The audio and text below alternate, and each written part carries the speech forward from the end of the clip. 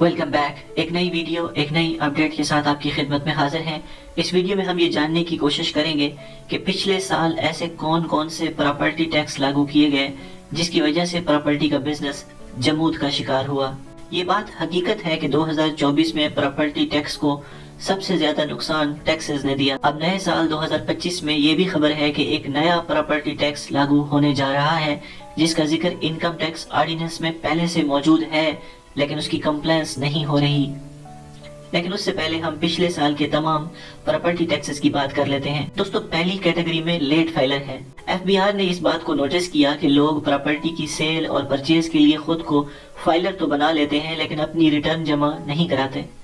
इसलिए उसने late filer की कैटेगरी को इंट्रोड्यूस किया और लेट फाइलर पर प्रॉपर्टी की खरीदो फिरोख्त पर दुगना टैक्स लागू किया।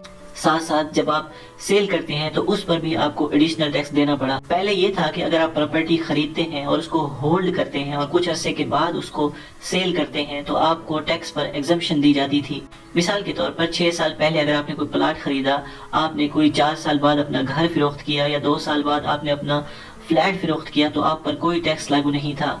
लेकिन 2024 में जून के बाद ये रियायत भी खत्म कर दी गई। होल्ड पीरियड की शर्त खत्म करके सीधा 15% गेन टैक्स लागू किया गया। एफबीआर ने कमोबेश 48 से जायद शेयरों में फेयर मार्केट वैल्यू के रेट्स बढ़ा दिए जिसकी वजह से टैक्स की वैल्यू भी बढ़ गई। और अगर आप फर्स्ट टाइम प्रॉपर्टी खरीदते हैं तो एफबीआर ने आप पर एफईडी भी अप्लाई कर दी, जो कि एडिशनल कास्ट थी खरीदार के लिए जब वो पहली बार कोई प्रॉपर्टी खरीदता था।